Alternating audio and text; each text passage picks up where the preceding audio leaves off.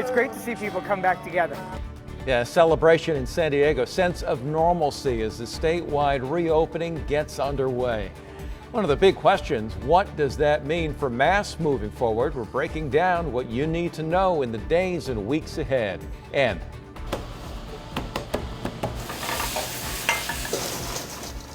big day for businesses as capacity limits get lifted. The local mom and pop shops welcoming people back and hoping to kickstart their rebound. ABC 10 News at 11 starts now. ABC 10 News at 11 starts now. And we are going to get to all of that in a moment, but first to our other big story this morning, remembering Ryan Park and Jamie Huntley Park, the married SDPD detectives killed in a wrong-way crash in San Ysidro earlier this month. This morning, a funeral service for the couple being held in Forest Ranch. Loved ones sharing tender photos and stories of the officers who spent their lives protecting others. And right now, family, friends, and colleagues are coming together to honor Jamie and Ryan. ABC 10 News reporter Marie Cornell is live outside the service. Marie, one thing is clear, this couple touched many lives. Yeah, Jim, you can see that in the number of people that are here for the memorial service. During that service, at one point, they even highlighted the number of organizations that this couple was a part of. They talked about the law enforcement officers that are here, the hockey community. Remember, Jamie was a hockey coach. You also have neighbors as well as family and friends. So also, we're hearing from these family and friends who are talking about this couple. Listen now to a judge who officiated this couple's wedding. The type of people that they were is noble, the salt of the earth. And just give you an example of that, the day that my wife passed away in the hospital, it's a Sunday morning, 10:35 in the morning to be exact. Who came? Jamie and Ryan. They came to the hospital. They had other things to do. Earlier this morning, Sky 10 was above as the hearse carrying the bodies of both Ryan Park and Jamie Huntley Park left the mortuary in El Cajon. SDPD motorcycle officers led the motorcade to Forest Ranch, where two San Diego Fire Department ladder trucks were parked at the entrance as the motorcade drove under an American flag. A crowd made up of family, friends, and law enforcement members gathered in front of the Maranatha Chapel, watching as the casket carrying both detectives was wheeled inside. And so right now they are listening to a number of individuals that were handpicked by the family members to speak about this couple. After this memorial service, we are told they will be heading to a private burial just for the family. Live from Forest Ranch, Marie Cornell, ABC 10 News. Marie, thank you so much. We're going to continue to follow that service today. You can find more information on that and more on the legacies of Jamie and Ryan at 10news.com. ABC 10 News starts now with California reopening. Today, something that we've been waiting for a long time. State of California lifting most restrictions, kicking off its full reopening. No more tiers, no more capacity limits or social distancing. Mask requirements dropped in most instances. More on that in a moment. First, we want to get outside where the crowds are gradually returning and there is a sense of life getting back to normal. One place that is happening is at a family-owned bakery in Scripps Ranch. That's where we find my co-anchor, Virginia Chaw. And Virginia, lots of smiles today, including yours. I see it's been a day that has been a long time in coming. Oh, you can say that again, Jim. We're here at Nutmeg Bakery and Cafe in Scripps Ranch, and just take a look for yourself. A lot of happy people eating some great food. And what we're noticing is not only are the crowds back, we're seeing full capacity inside. That's the first time in 15 months. But we are also seeing people with fewer masks. So we're going to introduce you to this bakery cafe a little bit more in just a minute. But first, today's reopening also means a return to in-person events and bigger crowds at some of San Diego's most popular spots. Of course, this is coinciding with the heat wave. Let's get to ABC 10 News anchor Mary McKenzie, who's at Waterfront Park. Mary, how was the county's official reopening ceremony today? Well, Virginia, I have to tell you, it was almost funny. If you thought this was going to be a soft reopening, I think this caught a lot of people off guard, just how fast this process went this morning. And if there is any indication of just how quickly people are returning to normal, it is this site here at Waterfront Park. You see the crowds here, the fountains are back on. And coinciding with the heat wave, of course, you've got kids playing in the water, you have big kids playing in the water and picnicking here on the lawn at Waterfront Park. Turns out San Diegans will do an awful lot for a free breakfast burrito, including getting up at 6:30 in the morning. At the county's flagship building, it may have been the free breakfast or perhaps the chance to be back together San Diego. I mean, it's great for us to be out here, you know, because, I mean, we're communal animals and we like to socialize and be around people. It's great to see people come back together. With the music playing and the chessboard waiting for players, the county came unmasked. Roughly 100 people, almost without a covered face inside, spent the first reopened morning together in a way that just 24 hours before would have looked quite different. Many people hopeful that we've learned a thing or two through all of the losses and the sacrifices.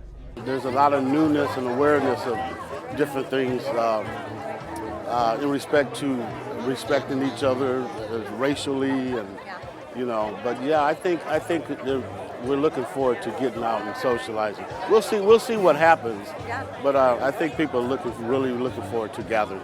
3, 2, 1. Cutting a ribbon on the reopening of the county's economy along with the rest of California. County leaders calling this the start of recapturing the true spirit of San Diego. It's tested us. It has tried us. There's moments throughout the last year and a half where folks are like, I don't know if I can do this anymore. But we did. And we're here. There's a resiliency that has brought us through this. And you can see that resilience out here. It really is just incredible. I somehow thought there would be more tentative behavior, more people continuing to wear the masks just until they got comfortable. But really, it's as though with this heat wave as well coinciding, it's as though they just could not wait to get back out here, enjoy some of the things that we remember so fondly. Seeing the kids playing in the fountains is just such a welcome sight. Chair Vargas, too, also talked about the Vice Chair Nora Vargas also talked about the unprecedented historic development of these vaccines that have brought us back to this day. Reporting live from Waterfront Park, Mary McKenzie, ABC 10 News. Thank you so much, Mary. Now, today's state reopening is a boon to small businesses, in particular restaurants that we saw suffering so much during this pandemic. Take a look around here at Nutmeg Bakery and Cafe. I mean, this scene looks like something from before the pandemic, almost, except you do see a few people wearing masks. Now, masks are optional for the fully vaccinated. For those who are unvaccinated, they do ask that people wear masks. And let me take you over here around to the side, and you're going to see something familiar, and that is this big tent that they set up during the pandemic, which, as you know, helped a lot of businesses when they had to move things outside.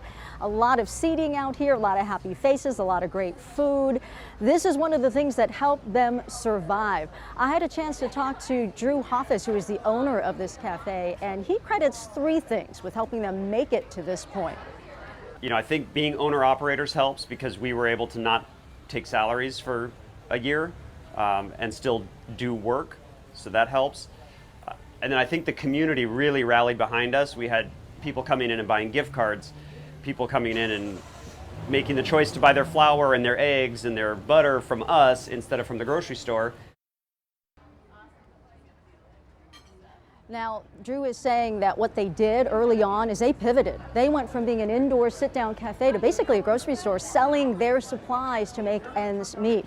He says what he missed the most was the energy and the noise of having a full house inside, which we are seeing an example of today. Now, the staff will continue to wear masks just as a precaution.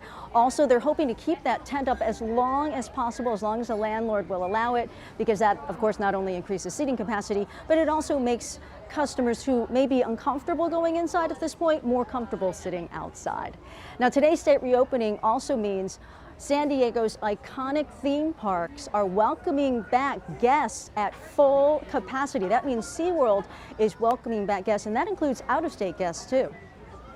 the joy that we see on people's faces being able to come back and visit one of their favorite places in the state and on the West Coast is really what gives us energy, and it gives us hope that we're leaving this time in our lives, which is really great. They will continue with enhanced cleaning and sanitation. They'll follow state health department guidelines. For example, if people are not fully vaccinated or don't have a negative COVID test to show, they will need to continue to wear masks. SeaWorld, Aquatica, and the zoo say they are staffing at levels that can handle this increased capacity. Definitely a new day dawning out here, Jim. No doubt about it. And what you said about the masks, we will see them around for a while. I think culturally they've become accepted. And if you feel more comfortable that you're more protected by wearing the mask, you're not going to get a second look. So that going forward, people are going to be free not to wear them, those that are vaccinated. But others that decide to are not going to attract a whole lot of attention either. They can be comfortable. Yeah, so far we haven't seen any issues with that, because there are some people who are either not vaccinated or who just feel more comfortable at this stage wearing a mask, and I think most people are just fine with that. We can all get along, mask or not. Virginia, thank you very much. Happening right now, 10 vaccinated Californians are about to become millionaires. Governor Newsom announcing the Vax for the Win grand prize winners from Universal Studios in Los Angeles as he marked the state's reopening milestone. We're here because of your hard work. We're here because of your resilience. We're here because of 40 million Californians that met, dare I say, the moment. Now, the winners will be notified by the California Department of Public Health and don't get the money until they are fully vaccinated. If someone under the age of 18 wins, the cash is put into a savings account for them until they turn 18. Just yesterday, Governor Newsom announced another state lottery for vaccinated people. This time, it is 6 paid vacation packages. One is learning to surf right here in San Diego.